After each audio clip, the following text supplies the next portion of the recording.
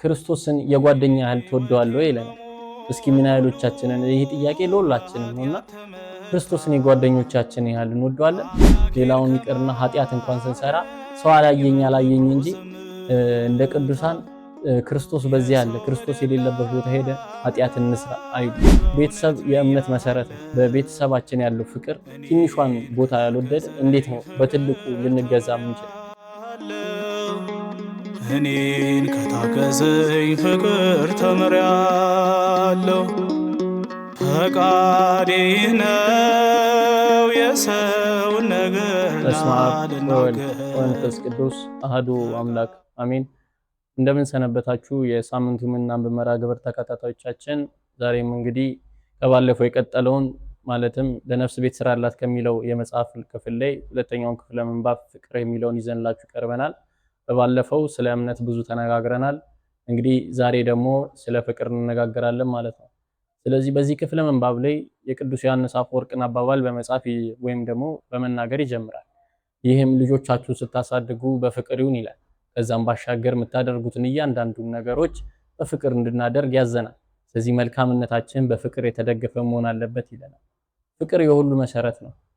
ይህ ማለት ክርስቶስ እንግዲህ የቤተ ክርስቲያናችን መሰረት ነው። ክርስቶስ ደግሞ ያሳየን ፍቅር አለ። ያለምንም ቅድመ ሁኔታዎች እኛን በደሙ የገዛን አምላካችን ለኛ ሲል እኛን ወደ ገነት ሊያስገባን ወደ መንግስቱ ሊያስገባን ሲል ራሱን በመስቀል ላይ እንዲውል የታረደው በግ ኢየሱስ ክርስቶስ ነው። ስለዚህ የሱ ፍቅር ቅድመ ሁኔታ ወይም ደግሞ ኮንዲሽን የሌለው ሳለ ሆኖ እኛ ግን የሱ ተከታዮች ሆነን አንደር ኮንዲሽን ወይም ደግሞ በአንዳንድ ቅድመ ሁኔታዎች ሌሎችን ለመውደድ የሆነ ነገር እንዲሰጡን በመጠበቅ ላይ ወይም ደግሞ ከሌላው የሆነ ነገር ካላገኘን ሌሎች የሆነ ማለትም ፍቅር ያለ መስጠት ሁኔታዎች በእኛ ላይ ይታያል። ስለዚህ ፍቅርም በልግስና እንስጥ ይለናል አብሮ። በሁለተኛው ክፍለ ምንባብ ውስጥ ምን ብሎ ይነግረናል? በመጀመሪያ ከወንድም ጋር ታረቅ ይለናል። በተለይ በእኛ አባባል አለ፣ በእኛ በሀገራችን ቂም ይዞ ጸሎት ሳሊዞ ስርቆት የሚባል ሁላችንም እንለዋለን። በወንድም ላይ ቂም አትያዝ ወይም ደግሞ በወንድም ላይ ነገር አትያዝ በማለት ሌላ የጽሁፍ ክፍል እናገኛለን በዚህ መጽሐፍ ክፍል ላይ እና በዚህ ላይ ምን ያነሳልናል? በተለይ መባ ስናቀርብ ያለውን የመጽሐፍ ቅዱስን ቃል በማንሳት ይናገረናል። እንግዲህ መባህን ወደ መሰዊያው ስታቀርብ የወንድም በደል ትዝ ካለ መባህን በመሰዊያው ላይ ትተህ ወንድምን ይቅር ለማለት ሂድ ይለናል። ከዛም መባህን መተህ በመሰዊያው ላይ ማስቀመጥ ትችላለህ ይለናል። ይህ ማለት ነው እንግዲህ ቂም ይዘን ጸሎት ሳሊዞ ስርቆት እንደሚባለው ማናችንም ቂም ይዘን ጸሎታችን እንዲሰማልናል ብሎ ማሰብ ዘበት ነው። እስቲ እያንዳንዳችን ጸሎታችን ምን ያህል ንጹህ ነው? ምን ያህሎቻችን በደለኛ የሆነው ወንድማችን ወይም ደግሞ እህቶቻችንን ትተን ወይም ደግሞ ይቅር ብለናል? እያንዳንዳችን ምናልባት ጸሎታችን እሷንና እሱን እንደዚህ አድርግልኝ ሊሆን ይችላል። ስለዚህ እንደዚህ አይነት ነገሮችን መተው አለብን በማለት ይላል ቅዱስ ጳውሎስ። አንድ መጽሐፍ ቅዱስ ክፍል አለው አይደለ? በቁጣችሁ ላይ ፀሐይ አትግባ የሚል። ስለዚህ አንድ ሰው በቂሙ ወይም ደግሞ በቁጣው ላይ ሌላውን በተናገረበት ላይ ፀሐይ እንድትገባ አያስፈልግም። እዛው ይቅር መባባል፣ ቂማችንን እዛው መርሳት ያስፈልጋል። ከዚህም ባሻገር የዚህ መጽሐፍ ላይ ሌላ የሚነሳ አንድ ርዕስ አለ። ይህም ዝምታ ከየትኛውም ስድብ በላይ ያናድዳል ይለናል። ስለዚህ በዛ ዝምታ ውስጥ ግን ይሄንን ቂም የሚባለውን ነገር መርሳት አለብን። መቼም አንድ ሰው ሲሰድበን ያ ሰው ሲሰድበን እኛ ስንሰድበው ወይም ደግሞ ስንመልስለት ያ ሰው ይደሰታል። ማናችንም በዚህ ውስጥ ያለፍን እና ያ ሰው እንዲደሰት ሳይሆን ማለትም በስድብ እንዲደሰት ሳይሆን እንዲናደድ፣ ይህም ደግሞ ከናንተም ወይም ከኛም ተምሮ ደግሞ እንዲስተካከል ዝምታ የተሻለ አማራጭ። ስለዚህ ለሚሰድቡን፣ ለሚመቱን፣ ለሚጸፉብን እኛ ዝምታ የተሻለ አማራጭ ነው ብለን እናስባለን። ምክንያቱም እኛ የክርስቶስ ተከታዮች ነን። ክርስቶስ ደግሞ በእኛ ላይ ስራውን እንዲሰራ የሱን በእኛ ቤት ማስገባት አለብን። ለሱ ቦታ መፍቀድ አለብን። ስለዚህ ይሄ እንዲሆን ደግሞ አንዱ የክርስቶስን ተግባር ምንድነው? ዝምታ ነው። እሱ በመስቀል ላይ ሆኖ አባት ሆይ ይቅር በላቸው የሚያረጉትን አያውቁምና ይቅር በላቸው ነው። እኛም ስለዚህ ይህን ይቅር ባይነት፣ ይህንን ፍቅር፣ ይህንን ትህትና ከክርስቶስ መማር አለብን። እሱን መምሰል አለብን። ስለዚህ ሐዋርያት እንደሚሉት እኛ እሱ እንደመሰል እናንተ እኛን ምሰሉ ይሉናል አይደል? እኛ ደግሞ እነሱን መምሰል አለብን። ይህንን ህይወታችንን በፍቅር መምራት አለብን ማለት ነው። በሌላ ርዕስ ደግሞ ክርስቶስን የጓደኛ ያህል ትወደዋለህ ይለናል። እስኪ ምን ያህሎቻችንን ይሄ ጥያቄ ለሁላችንም ነውና ክርስቶስን የጓደኞቻችን ያህል እንወደዋለን?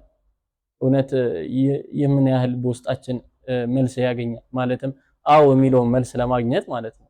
ስለዚህ አዎ የምንለው ምን ያህሎቻችን ክርስቶስን ቢያንስ እንኳን የጓደኞቻችን ያህል አንወደው። ሌላውን ይቅርና ኃጢአት እንኳን ስንሰራ ሰው አላየኝ እንጂ እንደ ቅዱሳን ክርስቶስ በዚህ አለ፣ ክርስቶስ የሌለበት ቦታ ሄደ ኃጢአት እንስራ አይሉ። ምክንያቱም ክርስቶስ በሁሉም ቦታ አለ። ትንሽዬ ፍቅር ለሱ የምናሳየው ትንሽ ፍቅር እሱ ጋር ብዙ ነው። ምህረቱ ብዙ ነው። እሱ ፍቅሩ ቸርነቱ ብዙ ነው። ቢያንስ እንኳን ፍቅራችን የጓደኞቻችንን ያህል እንደምንወድ ይሁን። ከዚህ በተያያዘ ደግሞ ደስተኛ ሰው ወይም ደግሞ ፍቅር ያለው ሰው በቀላሉ አይሰበርም ይላል፣ ታጋሽ ነው ይለናል። ምክንያቱም ቅዱስ ጳውሎስ እንደሚለው ፍቅር ትዕግስተኛ ነው፣ ፍቅር አይታበይም ይለናል፣ ፍቅር የራሱን አይፈልግም ይለናል። ስለዚህ ፍቅር ታጋሽነቱ በቀላሉ ማይሰበር ያደርገዋል። በሌሎቹ ላይ የአጸፋ መልስ ለመስጠት አይዳዳም ወይም ደግሞ አይቸኩልም። ስለዚህ ፍቅር ታጋሽን እንደሚያደርገን ሁላ እኛን ደግሞ እንዳንሰበር ጠንካራ ያደርገናል። ስለዚህ ጥንካሬያችንን በፍቅር መንገድ ያገኘነው ጥንካሬ ደግሞ ይህ ጥንካሬ የሚሰበር ወይም በቀላሉ ደግሞ ፈራሽ ነገር አይደለም ማለት ነው። ከዚህም ባሻገር ቤተሰቡን የካደ እምነቱን የካደ ነው በማለት ደግሞ ይጠቅስልናል። ምክንያቱም ቤተሰብ የእምነት መሰረት ነው አይደለ? አብዛኞቻችን እንደሆነ በቤተሰባችን ያለው ፍቅር ትንሿን ቦታ ያልወደደ እንዴት ነው በትልቁ ልንገዛ ምንችል? በእንቁላሉ ከቀጣሽ ነው ብዙ ነገር። ስለዚህ በትንሹ ተቋም ቤተሰብ ክርስቲያናዊ ቤተሰብ ላይ ያለውን ፍቅራችንን ነው ነገ ደግሞ በአካባቢያችን እንዲሁም ደግሞ በዙሪያችን አጉልተን የምናሳየው። ቤተሰቦቻችሁን ምን ያህል ትወዳላችሁ? ስለዚህ ከዚህ ጋር ያይዞ ቤተሰብን መካድ እምነትን መካድ ነው ብሎ ይጠቅስልናል። በስተመጨረሻ የምናየው ክፍል ደግሞ ቢኖር የሰውን ሀዘን ከመካፈል ደስታን መካፈል በጣም ከባድ ነው ይለናል። ለምን ይመስላችኋል? በተለይ እንደ ኢትዮጵያዊነታችን ብዙ ጊዜ የሚነሳብን ነገር አለ። ይሄ እርስ በርስ ቂም የመያያዝ እርስ በርስ ደግሞ የሆነ ለአንዱ ክፉ ማሰብ፣ የአንዱ ደስታ የኛ ደስታ ነው ብለን ከማሰብ የሱ ደስታ ወይም የሱ ከፍ ማለት የኔ ዝቅ ማለት ነው ብሎ ማሰብ፣ ጋፓችን በሰፋ ቁጥር የኔ መውደቅ ነው ብለን የምናስብ። ምክንያቱም የአንድ ሰው ከፍታ የኛ ከፍታ ነው ብለን ማናስብ ብዙዎቻችን ነን፣ እኔንም ጨምሮ። ስለዚህ ይሄ ነገር መስተካከል አለበት። ለዛ ነው የሰውን ደስታ መካፈል በጣም ከባድ ነው የሚባለው። የሰውን ሀዘን መካፈል በጣም ቀላል ነው ከደስታው ጋር የሚባለው ከዚህ አንጻር ነው እንጂ የነገሩ ቅለትና ክብደትን ለማወዳደር አይደለም ሀዘንና ደስታ። ስለዚህ በእኛ ውስጥ በልቦናችን ውስጥ ያለው ቅን የሆነ ፍቅር ካለ ለሌሎቹ ደስታ በጣም ደስተኛ እንሆናለን። ማለትም ለሌሎቹ ደስታ እኛ የተሻለ ነገር ማለት ከሌ ይሰማናል እንደማለት። ስለዚህ ፍቅር ያለው ሰው የሌላው ደስታ በጣም ያስደስተዋል። ከሀዘን ይልቅ ደስታውን ለመካፈልም ይበልጡን ይፈልጋል ማለት ነው፣ የሌላው ደስታ ስለሚያስደስተው። ስለዚህ በዚህ ሳምንት ያዝንላችሁ መርሃ ግብር ወይም ቆይታ ይህን ይመስላል። በሚቀጥለው ደግሞ በሌላ ርዕስ እንገናኛለን። እስከ ሳምንት እናንተም የቤተ ዝማሬ ሚዲያን ፖድካስትን ሰብስክራይብ፣ ኮሜንት፣ ሼር እንዲሁም ደግሞ ያላችሁን ሀሳብ አስተያየት ከስር እንድታስቀምጡልን ስንል እናሳስባለን።